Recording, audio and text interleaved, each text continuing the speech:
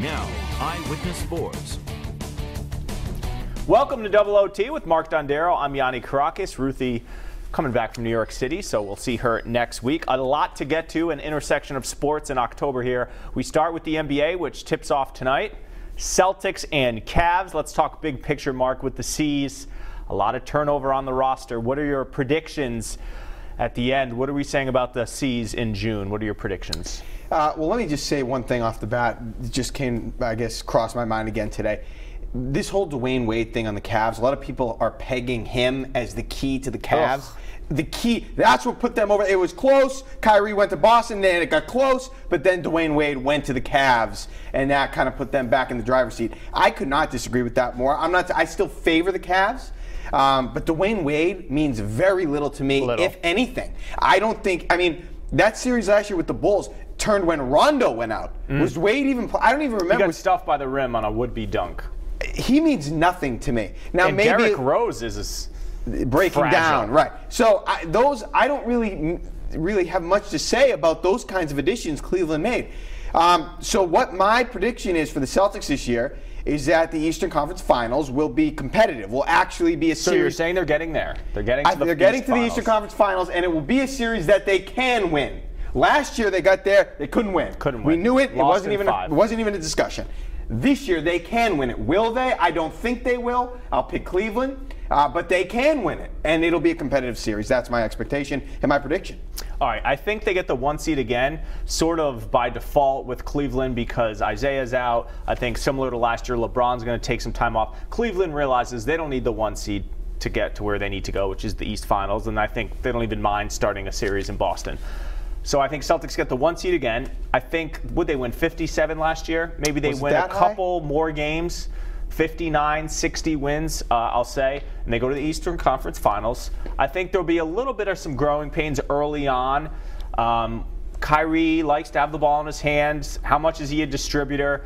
Is Hayward going to get enough touches? And then I love tonight, opening night, that Tatum is starting and Jaylen Brown is starting. Every person you want to see on the floor.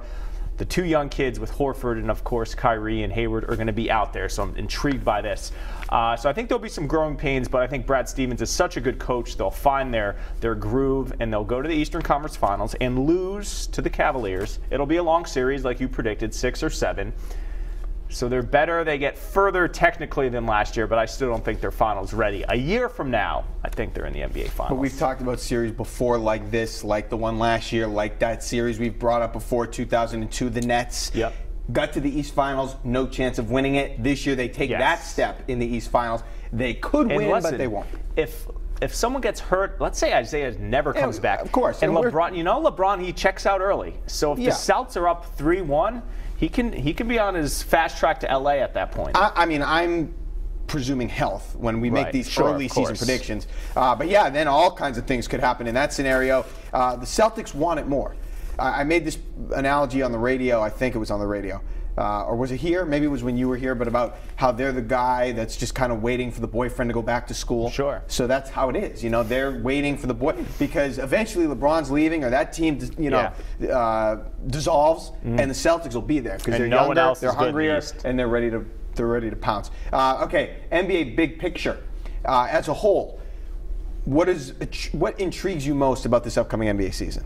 All right, what my issue is with the NBA, we talked about this at the end of last year, is that the regular season is sort of a formality to what we all knew last year would be Cavaliers and Warriors. This year, while still top heavy, there's like 5 really intriguing teams. The Cavs and the Celtics out of the East, and then the Warriors, OKC with Paul George and Melo now, and Houston with the addition of Chris Paul with James Harden. And then maybe I'll even throw Minnesota in there with who just went there from Chicago. Jimmy Butler with their young core. So I think there's like Philly intriguing? Philly is intriguing. I'm trusting the process. We'll see if that works out. But I want to see from a Celtic perspective, they're going to get a lot of national media, a lot of exposure. There's going to be the Kyrie storylines with LeBron. So are they going to be like last year they were a contender, but no one really thought they were going to be there. Are they going to be there with the top dogs all season long in terms of like just are they as good as those teams? Are they going on the road on a Thursday night TNT game and beating the Warriors? Are they beating the Cavaliers? ultimately, I think it's going to be the Warriors and Cavs again. So maybe it all is still a formality, but I kind of want to see where the Celtics land in the NBA landscape. With those teams out in the West, I find that intriguing. And let's see what the Lakers do. Is Lonzo Ball going to be legitimate? I want to also see, was Jason Tatum the right pick? Seems so far he may be better than Markelle Fultz or more NBA ready. Is Lonzo Ball, are we going to regret the C's passing on Ball and see how he looks? You know how I felt about Ball. I thought he'd be the best player in the draft. I wanted the Celtics to take him. That is one of the top things I'm looking forward to.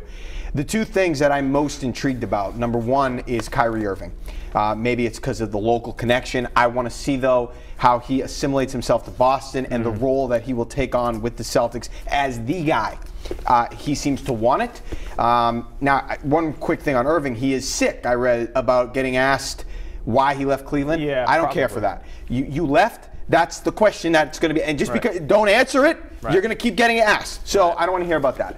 But anyway, I am most interested to see how is he going to become, one of the Celtics. How is he going to assimilate himself to this Celtics team? Will he be the superstar? Because we've never really discussed him. We've never really talked about him as a real. Has he really been an MVP candidate? No. No, so he should be. Because Isaiah Thomas was last year. Sure. So if he's going to really live up to expectations and take that step that he seems to want to take and we seem to think that he wants to take, he's got to be an MVP candidate. So does he take that step? Does he become Chris Paul? Does he become Steph Curry? Because those guys have been the man. Right.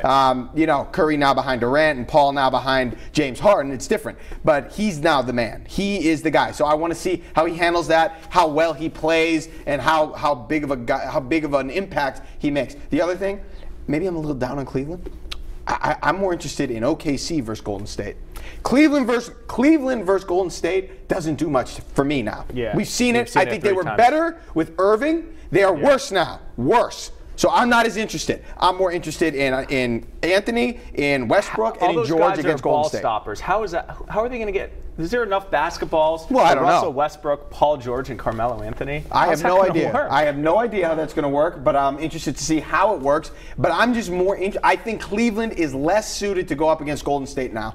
So I'm not as interested in that. I'm more interested in OKC versus Golden State. I think the Golden State Warriors, if they get to the finals against the Cavs, they walk through. Last shot, who's getting it, Westbrook or Melo? Westbrook. Yeah. I mean, he's the MVP. I think he just takes it.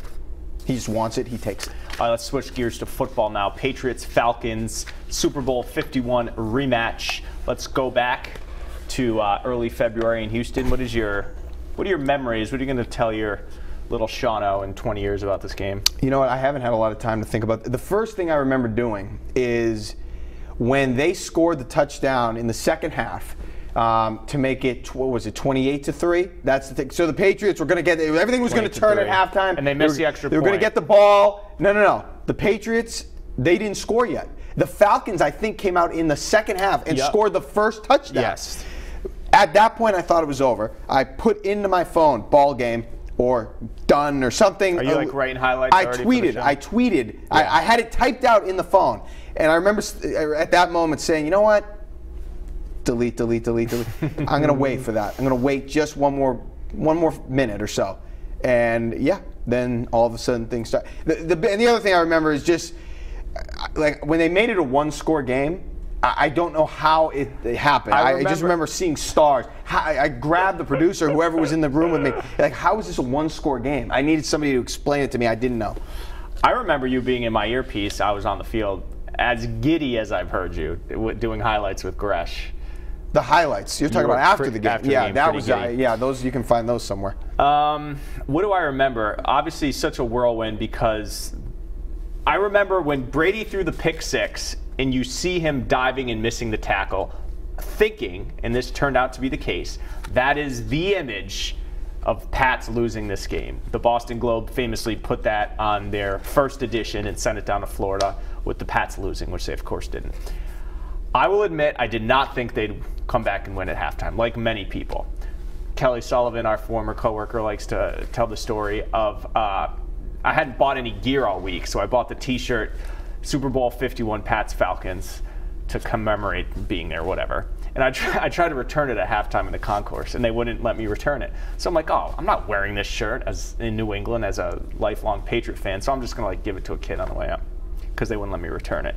And then at the end, her calling me out on it. Yeah. But from a logistical standpoint of TV, it was very stressful. So I'm watching the comeback, but it was also stressed out because we have a post-game show. So one of our photogs didn't have a vest. He needed to get a vest. We're set up in the losing press conference. JP and I are ready to talk to Tom Brady after the team loses. This is like early comeback. So we're watching the game on a TV down there. Edelman pass happens. You're like, oh, this is crazy. Maybe that's the Tyree moment. They start to come back, and then JP and I have to decide, should we get in line to go on the field where the winning team goes because the Pats may win? So then we make the decision to go out where the winning team is. And I'm watching the final moments of the game and in the fourth quarter off a small TV in the bowels of the stadium, like you know how that goes.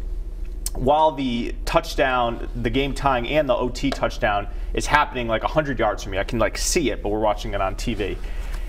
And just being like, I can't believe this is happening. Obviously they win. We run out, do the show. And it was so different than Super Bowl 49 because that was back and forth the whole time. Like the Pats were down 2 scores and ended up winning. But the Butler play was so shocking. This was like gradual shock, like down 12, down 6, tied, OT. Once it went to OT, I think everyone knew they were going to win. I wish I had the stats. I don't have the numbers right with me. But going into that game, on 2-point conversions, they have been miserable. Yeah. They were miserable on 2-point conversions in the last, 3 years leading into that game. They get the 2 they needed. I just remember when overtime started, I was basically high-fiving there. Yeah, it was done. It was over. I didn't even consider the fact that they were going to lose. Even if they lost the toss? Nope, didn't consider the fact that they were going to lose the game. Didn't even consider. No, I should say, excuse me, when they won the toss, I didn't. Yeah. That was it. The game was over. And you know what? You knew that they couldn't win unless they got a defensive turnover. And once the Hightower play happened, you're like, all right, this could happen. They just didn't have enough time without a turnover to make it happen at that point. So, going ahead to this week, Pats defense struggling. Let's give a quick prediction for this week's game. Slide it in there. I think the Patriots lose this game. I think the Falcons are angry from the Super Bowl. I think they're angry because they lost. They should have won last week. They lost to the Dolphins.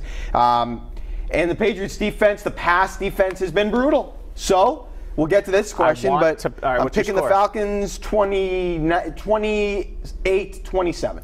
I want to pick the Falcons. I don't have the chutzpah to do it.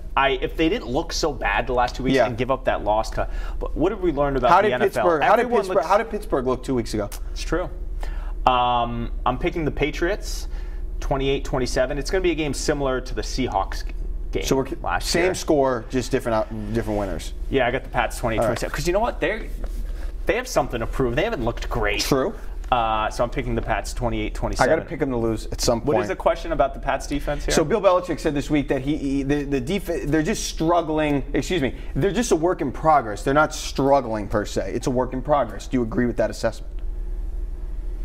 Yeah, I think the Pats will get better, but they're not getting new personnel anytime soon. So unless everyone elevates their game, how much better are they going to get? I think from an organizational standpoint, they're doing better. I think rock bottom was the Panthers game when Stephon Gilmore didn't know what planet he was on. Yeah. So they are getting better week to week, but Gresh has been saying this from a talent perspective. Unless they make it like where are they getting more like linebackers that can go side to side? I can't believe I'm saying this, but Shea McClellan might come back this week. Are they going to get more pass rush? I think the secondary has improved. I think they can get into the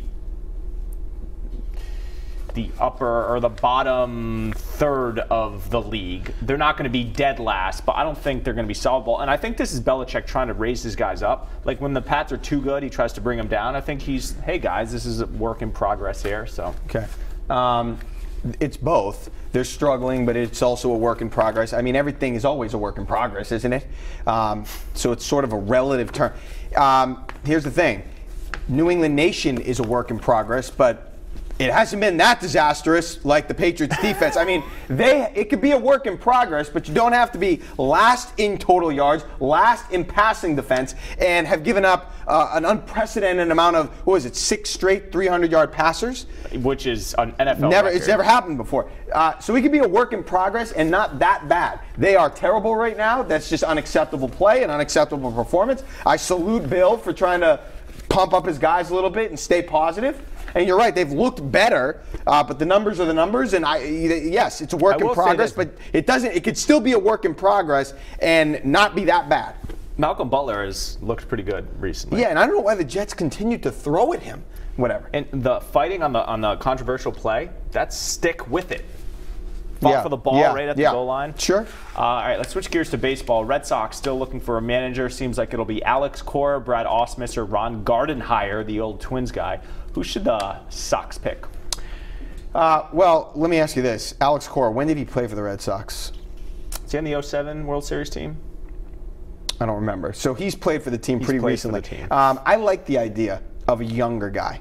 Okay, a guy that the players can relate to, a guy that maybe some of them played with. I feel like the majors is going more in that direction a little bit. I mean, look at the managers still in there. Joe Girardi, sort of a younger. He had played more recently. Right. Dave Roberts had played. Joe Mann's a little older. A.J. Hinch, you know, he busted onto the scene in like the late 90s. He played for Oakland. I forget who else. So more of these young managers are having success. I like the idea of Alex Cora. Ausmus, you like the Dombrowski relationship?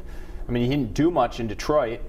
He's probably going to have another affair with a reporter because he's a good-looking man. But yeah, I mean, whatever. Look, I don't really care about the previous relationship. I just think that they need a guy who maybe knows the game, knows the team.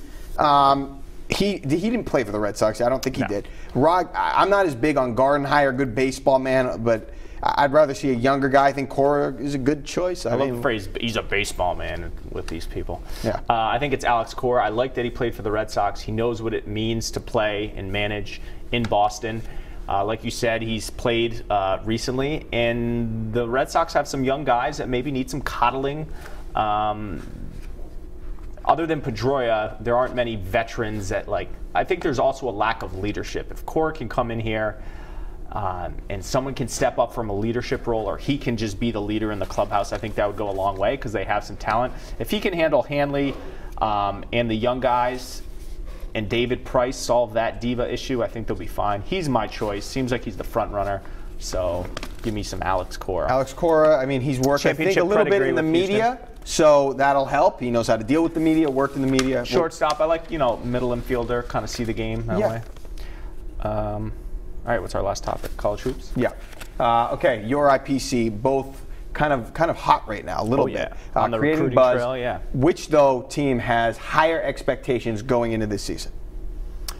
I will say URI. They were picked first in the A10 at Media Day today. That being said, I expect both teams to get to the NCAA tournament. PC for the 5th year in a row, URI for the 2nd year in a row. The A10 isn't very good this year, so the Rams have a tough out-of-conference schedule. They're going to have to do well there because all their wins in their A10 aren't really going to help their RPI and their tournament resume.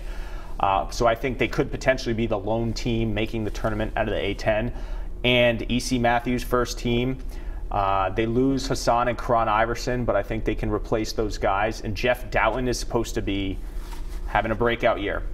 PC lost no one from last year. Emmett Holt's got a stomach issue. We'll see if he comes back. But they're going to be picked probably 3rd or 4th in the Big East tomorrow. I expect them to go back to the NCAA tournament, but their expectation, I don't think, is to win the league. So I think URI is positioned to really make a splash this year. Higher expectations, but I expect both to make the dance. The answer for me to this question is URI, and the reason is because of what I saw from them last year. Now, I know they lost Hassan Martin, who wasn't very active. He was hurt in that final game that they played. Right. They lost Karan Iverson, so that hurts.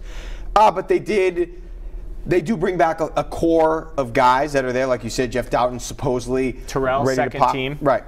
So I get, my answer is URI based on the potential I saw last year.